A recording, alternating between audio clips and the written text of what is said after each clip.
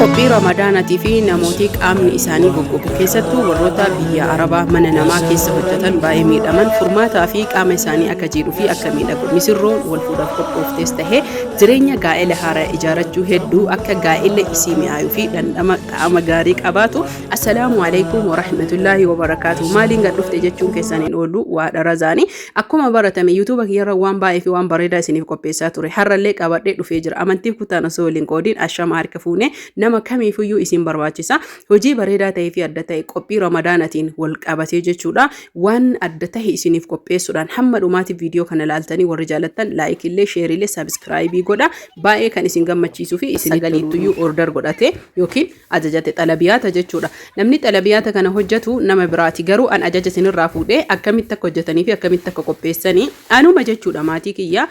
haala kamiin akka qopheessan isin agarsiisa. Tokkoffaa irratti xalabiyaata yookiin orderiin isin ajajachuu dandeettanii fi qabdanii qincee shoorbaa yookiin ammoo qincee mana keessatti hojjetanii yookiin hangoo qophaa'ee dhiqamee qulqullaa'ee ni qophaaya akkasuma qophaa'allee naafiti yoo jettan san qofa osoo hin tahin sarpiraayizii ramadaana keessaa wantoota baay'eedha jechuudha kan bitamaa jiru samuuna kan isuma hojjetaa jira. Itti aansuun ammoo namootiin humni isaanii dadhabanii dugdi dhukkubu akkasuma dubartii daa'itti dubartii ulfaa dubartii walumaa galatti qaama isii sheeppii akka guddatuuf yookiin ammoo tuyyuu taa'an isii san qofa osoo hin tahin qirxii qaama isaanii babbareechifachuuf mimmiidhagfachuu fi nyaata filatamoo ta'anii fi nyaata pirootiiniin badhaadhe yookiin ammoo tuyyuu nyaata qaama keenyaaf barbaachisaa ta'e gosoota gara 30 walitti qopheessuudhaan yookiin nyaata isa mixxinii yookiin walitti makaa jedhan saniin akkamitti akka qopheessanii fi hordoftoota fi kabajamtoota kiyyaa sadarkaa yookiin piroosesiilee isaa isin agarsiisuuf ta'a. Akkuma argaa jirtan kana midhaan gosoota gara meeqaa walitti bitamee erga geeffamee jedhe midhaan kun hundi isaanii dhaqama. Hubadhaa sirriitti baasii baasanii waan fayyaa qabu qulqullina qabu dhiqaa kana keessaa waan bahu osoo argitanii hundi keessanuyyuu baay'ee jechuudha isin gammachiisa isinitti tola. Yeroo hundaa kana viidiyoo osoo hin tahin haala kanaan alhamdulillahi wajjannee amaanaa geessaa jirru jechuudha.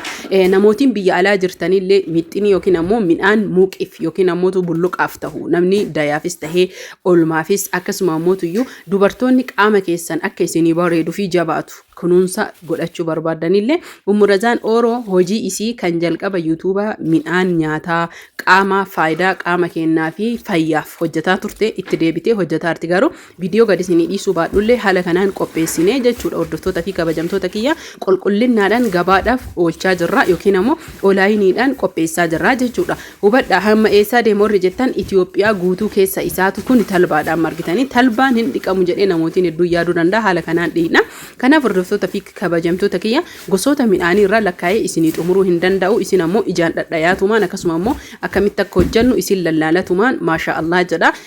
Koomantii illee barreessa sirritti ifaajee hedduus qaba dadhabbii hedduu akkamitti ka gabayaaf dhiyeessitu ka gurguraaf dhiyeessitu haala kanaan qopheessite hojjettanii ni qophaa'a jaalattee osoo hin tahin hojii waan taheefi akkasuma ammoo tuyyuu hojii kan kee waan gaarii bareedaa tahe qopheessite yoo jette siifillee gaariidha rabbi biraallee nama biraallee gaarii tahaa jechuudha. Haala kanaan qopheessine ni goysinaa jechuudha. Sadarkaa qaba inni kun midhaan muuqite hanga ammaa kan isinitti haasaa jiru midhaan hedduudha kan qabadhee dhufe ni aftaa ni goysita guyyaa meeqanatti fudhata kan jedhuu fi guyyicha akkaataa gogiinsa midhaanitii fi yookiin ammoo akkaataa baay'ina midhaan saniitiin hamman akkasii fudhatu siifi rabbii tokkocha beeka jechuun nama hojjetu sanii jechuu barbaadeetan ammoo ni beeka. Kanaaf hordoftoota fi kabajamtoota kiyya haala kanaan midhaan gosoota haga 30 walitti dhiyeessuudhaan jechuudha qaama keenyaafis tahee fayyaa keenyaaf ni qophaayaa isiniin jedha. Hamma ammaatitti baaqilas dabalatee ataraa kan dhiqamaa jiru midhaan mixxinii yookiin ammoo waliin makaa muuqidhaaf yookiin fayyaa qaama keenyaatiif daa'immaniif illee ta'uu danda'a. Walumaa galatti daa'ima ji'a 6 irraa eegalee hanga manguddootitti jechuudha. Hordoftoota fi kabajamtoota kiyya haga ammaatti viidiyoon isin ilaalaa jirtan midhaan gosoota hedduu kun kama isaatii isiniin jedha. Kanaaf baarakallahu lakumaa isiniin jedhe maashaallah tabaarakallaa hundi keessanuu warri misirroo ta'atanii wal fuudhaa gaa'ela ijaarataa jirtan keessattuu shamarran keenya biyya namaa keessatti qaamni keessan ol gogee gaggogee uf dadhabdanii uf wallaaltanii jettan yeroo galtanii jettan isa kana fayyadamtanii jiidhuu fi bareeduu miidhaguu warri barbaadan ahlee wasaalee banaadha manni Umurazaan Oroo isiniin jedha hordoftoota fi kabajamtoota tiyya inshallah yoo rabbiin fedhee jedhe isa kana tahuu kan biraatu tahu sarpiraayizii ramadaana booda fedhii rabbiitiin bi'iznillaahi ta'ala waan baay'ee bareedaa tahe hojjataa jira isinii as baasuu ga'ee jira isin qophii maanna eegaa isiniin jedha hundumaafuyyuu jechuudha maasha Allah jedha warri jechuudha viidiyoo jala deemtanii viidiyoo jalatti jettanii maasha Allah jedha maal jennaan hundi isaa fedha rabbiiti wanna hunda waan rabbi fedheetu iyyuu taha malee wanna ilmi namaa fedhe tokkoon isaa akka tahullee hin jiru kanaaf yoo xiqqaate midhaan kana gosa haganaa kana nama 9 orderii na biraa qabu yookiin ajaja na biraa qabani namni lama ammootu iyyuu ka biyya alaa deemu namootiin kuwwan ammoo biyyuma keessaa isiniin jedhu hordoftoota fi kabajamtoota kiyya akkamii biyya alaa ergitoo jettan waan akka Dubaayii maalii dawlaa Arabaa kana isin erguu dandeenya poostaan irra caalaa ammoo hagammaa namni irraa fudhataa jiru hundi isaaniitu walaakiin nama biyya galee gara achi deebi'aa jiru narraa fudhataa jiran ka Ameerikaallee jechuudha haala kanaan goysinaa jechuudha prosesiin isaa viidiyoo irratti xiqqishuudha garuu viidiyoo irra daqiiqaa 8-9 tahuu danda'a walaakiin jechuudha yoo mana keenya keessatti deebinee yookiin ammoo guyyaa meeqa nu gaafata hojiin kun jennee gatteennee lakkoofnee jennee ji'a sunu fudhachuu danda'a ji'a lamallee fudhachuu danda'a bulii 15 illee fudhachuu danda'a bulii 10 illee fudhachuu danda'a akka baay'ina nama orderiitiin yookiin ammoo baay'ina midhaaniitiin jechuudha namni tokko wal bira jechuudha shiroo ajajataa barbareen jira akkasuma mixxiniin jira san qofa son ta'in mi'eessituu yookiin ammoo iyyuu midhaan kan ittoo adda addaatiin hojjetanno mi'eessituun shaayii fi ittoo garagaraa jiraachuu danda'a gosa hedduun kana qofaa miti midhaan kun jechuudha midhaan gosoota asirratti argitan haga gosa 10 wayiiti kanaan alatti illee haga gosa 10 wayii guyyaa biraa dhiqama jechuudha hordoftoota fi kabajamtoota kiyya sadarkaa fi akkaataa qaba hubadhaa sirriitti kanneen maqaa isaa tokko tokko nu tarreessuu yottan isiniif illee tarreessuu irra an firiidha jechuudha waanuma hundaanuyyuu rakkoo tokko illee hin qabu haa ta'u malee hubadhaa sirriitti warri ajajachuu barbaadan yookiin ammoo ittiin miidhaguu fi bareeduu barbaadan haala kanaan walitti qopheessinaa jechuudha. Itti aansuun ammoo tuyyuu midhaan shiroo yookiin ammoo shiroo mana keenya keessatti namootiin dhalaa bitattan yookiin ammoo shiroo gabaa bitattan irra haala kanaan shiroo isiniif qopheessinee dhixxinee miiccinee bareechifnee akkasuma ammoo tuyyuu barbaree karaa kamiin dhiyeessina kan jedhuu fi akkamitti dhiyeessina kan jedhullee namootiin barbaree barbaadanillee kunoo karaa kanaan dhiyeessaa jirra. Kanaaf orderiin nama 9 isiniin jedhe kun kana qofa osoo hin tahin midhaan waliin makaa qofa osoo hin tahin barbaree illee qabanii mi'eessitoota barbareef nu barbaachisan tokko isaatiin qopheessuudhaan akkasuma ammoo tuyyuu barbareen kun akka mi'aawuu fi akka urgaa'u yookiin ammoo foolii gaarii akka qabaatu osoo addaan hin kutin kan qopheessinu jechuudha. Hordoftoota fi kabajamtoota kiyyaa sirriitti hubadhaa wanni hundi isaa qaaliidha yookiin gatiin dabalee jira akkuma waan gaariin dalagamuun ammoo tuyyuu waan gaarii baasnee waan bareeda qulqullina qabu akkasuma ammoo tuyyuu miidhagina illee qabu yoo namaaf hojjanne ittiin hin qaanfanne ittiin hin saalfanne barbaree gaarii tahee akkasuma ammoo tuyyuu mi'eessitoota gaarii itti goone haala kanaan qopheessinaa jechuudha sirriitti naa hubadhaa viidiyoon kun xiqqaatullee yookiin ammoo tuyyuu viidiyoo waan 3 fakkeenyaa fi nyaata waliin makaa shiroo barbareedha kan amma qabadhee dhufe viidiyoon kun viidiyoo guyyoota hedduu fudhatee fi yookiin ammoo tuyyuu ji'a ol fudhateedha malee viidiyoo daqiiqaa 5-6 keessatti ammaan walitti fideetii miti idiiti gochuun keessaa muree gatuun jechaa fi yaada waan baay'ateef fardatiin fe'an jedhan dubbiin isinii galee haasahaan yookiin ammoo akka haasahaa fi jechaan isinirraa hubattanitti karaa salphaa taheen isin hubachiisee akka isin jaalattanii fi akka isin ajajattan barbaadaa isiniin jedha. Kanaaf barbaree amma ammoo tuyyuu ukkaamsuuf yookiin ammoo tumnee hordoftoota fi kabajamtoota kiyyaa gara miidhagina yookiin ammoo hojii xumuraatitti kan deemnu jechuudha. jalqaba irratti hordoftoota fi kabajamtoota kiyya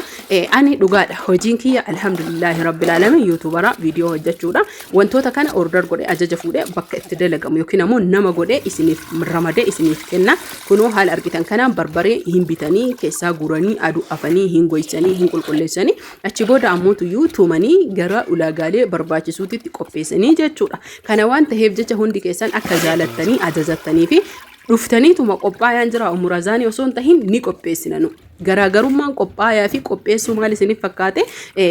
qopheessuuni isiniif qopheessuun waan baay'ee akka mana keenyatti jechuudha ulaagaalee baasii keessaniin isiniif binne isiniif qopheessinee gurguruun ammoo tuyyuu baasiin kanama gurguruu daldaluu waan ta'eef jecha baasii san hir'eessee akka mi'aaleen hir'atutti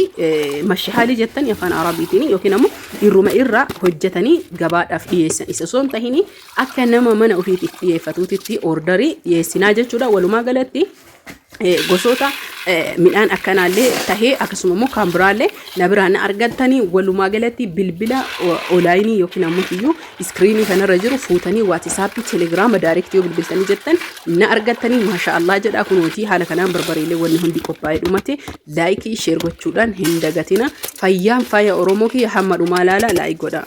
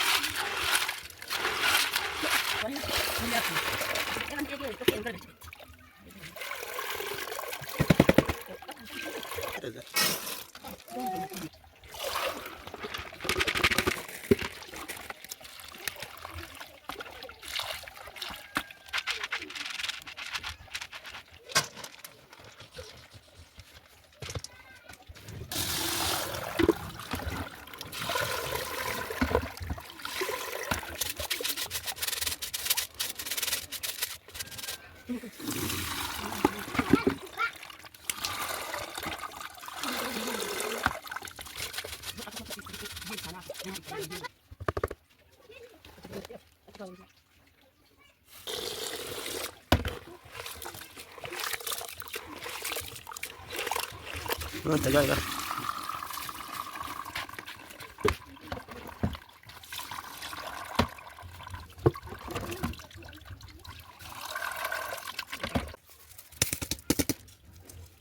Thank you.